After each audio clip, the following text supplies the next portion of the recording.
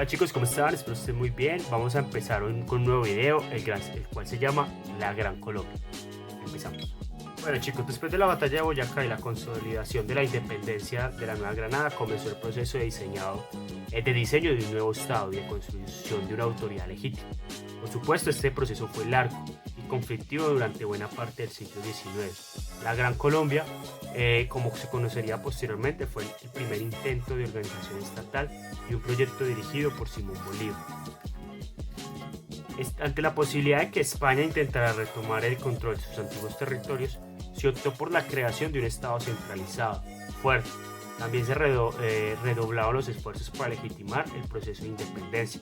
Por ejemplo, a finales de 1819, Francisco de Paula Santander emprendió una campaña político-religiosa en la que ordenó que se utilizaran los sermones en las iglesias para justificar la independencia. Aún sin haber consolidado la independencia de los territorios, los líderes del proceso hicieron un esfuerzo para crear una constitución. Con este propósito, en febrero de 1819 fue convocado el Congreso de Angostura, hoy Ciudad de Bolívar, en la actual Venezuela, en la que estarían representadas todas las provincias. Sin embargo, la presencia de tropas españolas dificultó la llegada de los representantes de algunas de estas, lo cual limitó la toma de decisiones. Con todo, al final se dictó la ley fundamental de la unión entre Venezuela y Quito, a la Nueva Granada, que fue nombrado como Cundinamarca. Simón Bolívar fue designado como presidente de esta nueva república. Los gobernantes de los 3 departamentos recibieron el título de vicepresidentes. La organización política que se empezó para este primer proyecto de nación fue la de la república, con una división de poderes. El ejecutivo se encargaría del gobierno, acá lo vemos,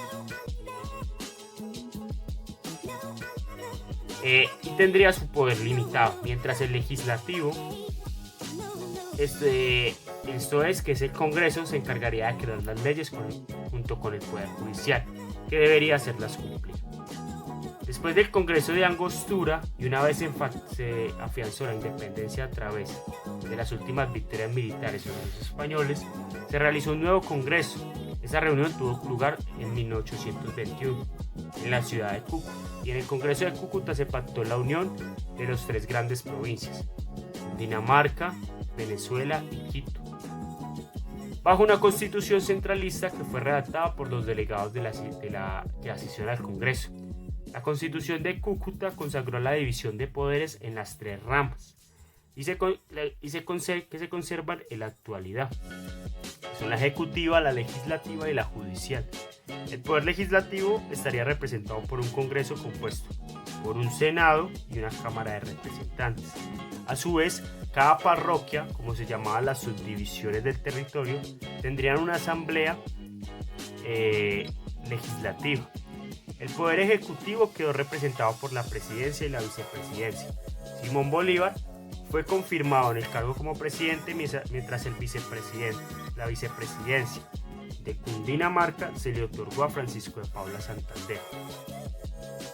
Como Bolívar y sus ejércitos continuaban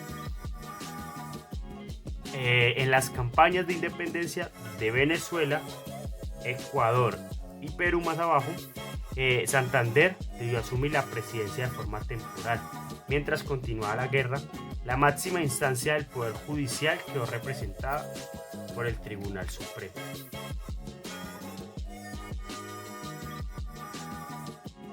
Bueno chicos, después del Congreso de Cúcuta se consolidó la organización administrativa de Estado y también sus divisiones territoriales internas.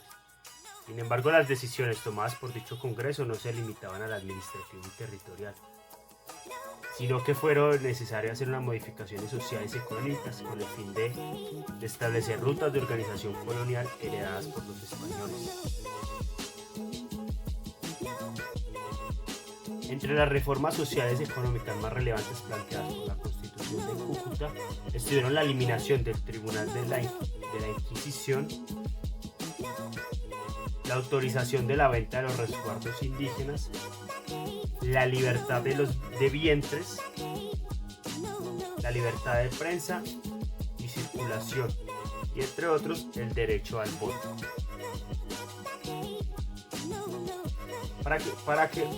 pero solo para los hombres mayores de 21 años que supieran leer y escribir. También se abolieron algunos impuestos coloniales, pero el Estado conservó monopolios como el cultivo de tabaco. Después de las guerras de independencia, la devastación del territorio fue evidente. Muchos campos fueron abandonados y disminuyó la producción agropecuaria.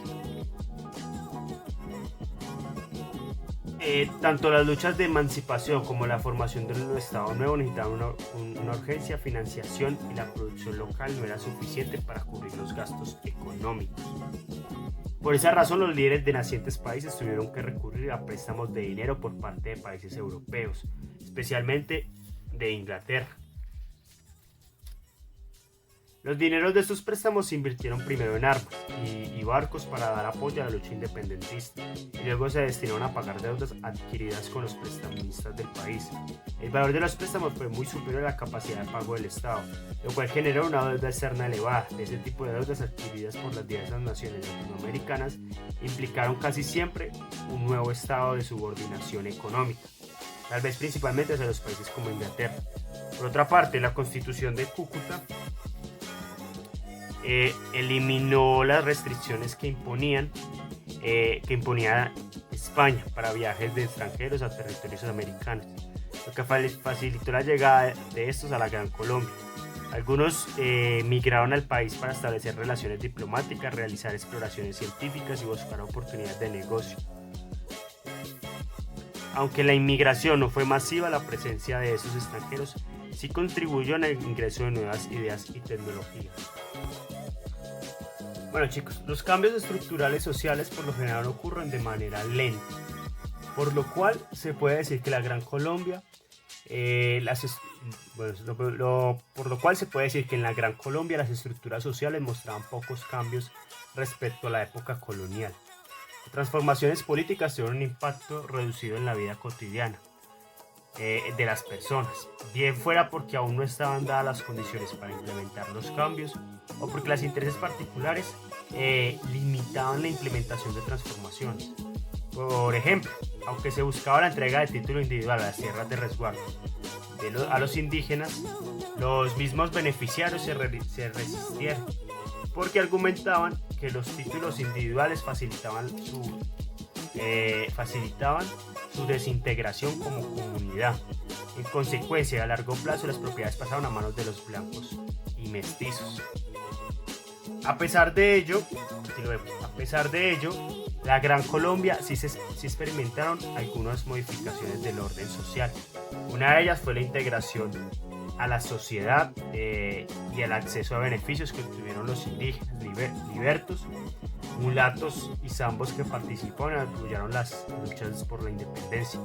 Por otra parte, la presencia de algunos extranjeros en el país no solo significó la implementación de nuevos proyectos económicos, sino que también incidió en el cambio cultural. Fue esta la oportunidad para realizar una misión científica con el fin de conocer las especies animales y vegetales del territorio nacional, liderada por los franceses Jean-Baptiste Boussingault y Francois Rollin.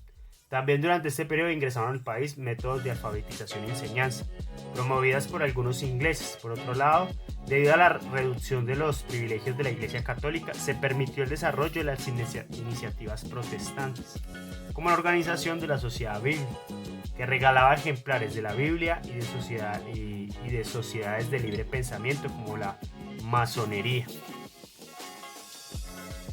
El reconocimiento, gracias al interés y a la afinidad que muchos europeos y americanos tenían hacia Simón Bolívar, la Gran Colombia adquirió una fuerte presencia entre las demás nuevas repúblicas latinoamericanas.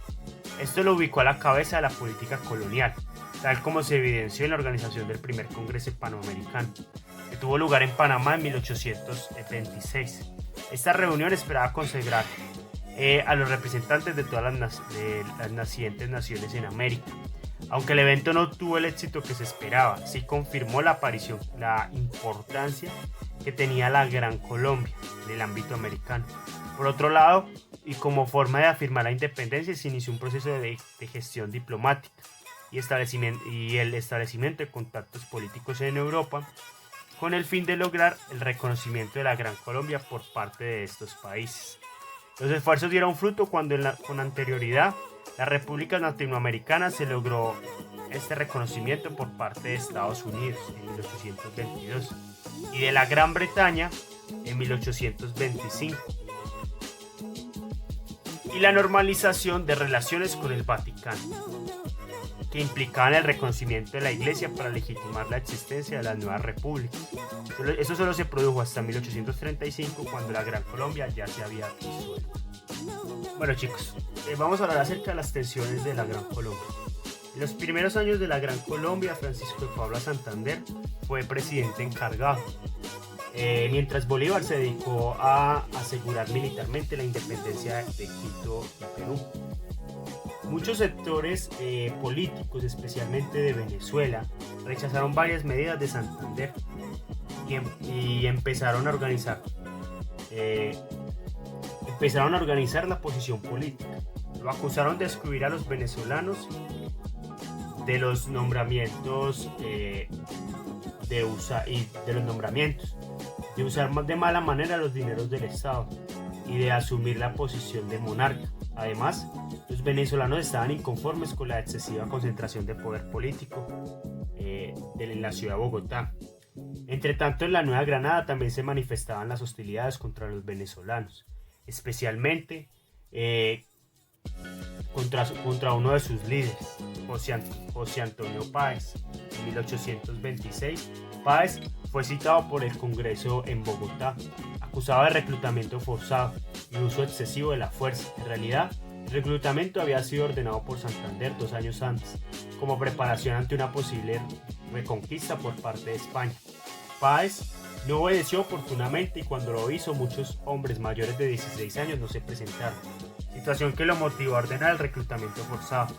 Ante la situación del Congreso, Páez se declaró en rebelión, y sus seguidores consideraron que si él acudía a Bogotá, su sentencia sería la muerte. La tensión desembocó en una revuelta conocida como la Cociata, para exigir la reforma a la Constitución de 1821 y desconocer la autoridad de Santander. Los ánimos se aplacaron cuando Bolívar regresó a Perú y se hizo cargo de la presidencia nuevamente, pero ya se habían avivado las tensiones que dieron el fin a la Gran Colombia algunos años después. Para el caso de Ecuador, la situación interior de la Gran Colombia no era la mejor. A diferencia de algunos venezolanos que se habían ocupado de altos cargos militares y civiles de importancia, los ecuatorianos no habían tenido las mismas oportunidades de participación. De hecho, ningún ecuatoriano ocupaba un cargo alto dentro de la estructura del poder del Estado. Adicionalmente, Venezuela contaba con ventajas en el intercambio comercial de productos, pues no se le cobraban impuestos tan altos por sacar sus mercancías de las fronteras regionales. Estos beneficios aduaneros que tenía Venezuela afectaron negativamente la economía de Ecuador, especialmente en la región de la Sierra. Por último, las políticas anticlericales que se crearon desde Bogotá afectaron los intereses de la Iglesia Católica, que tenía una fuerte influencia en la región ecuatoriana, por lo que sus representantes ayudaron a caldear los ánimos contra la Gran Colombia. Bueno, chicos, vamos a hablar acerca de un periodo en la historia de Colombia, el cual se llamó la dictadura de Bolívar, ¿sí? Cuando Simón Bolívar reasumió la presidencia de la Gran Colombia en 1826, sus principales colaboradores eran venezolanos e ingleses. Casi todos eran expertos en asuntos militares. Esa situación generó descontento entre muchos políticos de Cundinamarca. Con el paso del tiempo, las tensiones se hicieron muy fuertes. Se comenzó a asumir que los venezolanos tenían una inclinación más militarista hacia la política, mientras que los cundimarqueses optaban por una aproximación civilista hacia ella, lo cual aumentó la división y las hostilidades entre cundinamarqueses y venezolanos. En 1828, y para calmar los ánimos de los diversos sectores políticos enfrentados, se convocó a la Convención de Ocaña, con el propósito de discutir la modificación de la Constitución de 1821. La iniciativa falló debido al enfrentamiento entre santanderistas y seguidores de Francisco de Paula Santander y defensores del federalismo y bolivarianos, seguidores de Simón Bolívar identificándose con el centralismo y defensores del gobierno presidencialista más fuerte. Ante la falta del acuerdo a finales de agosto de 1821, Bolívar decidió proclamarse dictador. Disolvió el Congreso y eliminó el cargo de vicepresidente. Entonces en manos de Santander. La inconformidad de los opositores de Bolívar creció aún más, e incluso algunos de ellos participaron en un atentado fallido contra él el 25 de septiembre de 1828, de hecho conocido como la Noche Septembrina. Aunque no se comprobó su papel como autor intelectual del atentado, Santander fue exiliado después de estos acontecimientos, al igual que varios de sus seguidores. Después del exilio de Santander, las rebeliones y conspiraciones continuaron. En el suroccidente de los actuales territorios de Colombia, los caudillos caucanos José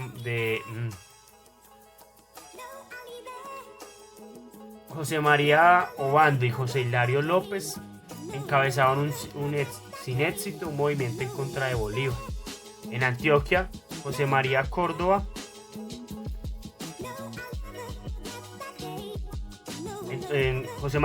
se proclamó dictador en el intento de establecer una república independiente del mandato central, pero fue ejecutado en octubre de 1829. En 1830, los venezolanos dirigidos por José Antonio Páez optaron por la separación de la Gran Colombia. La misma medida tomaron los ecuatorianos. Bolívar, dispuesto a exiliarse, se marchó hacia Santa Marta, donde murió afectado por una tuberculosis en diciembre de 1830. Bueno chicos, eso fue todo por el día de hoy. Espero les haya gustado el video. Chao, chao.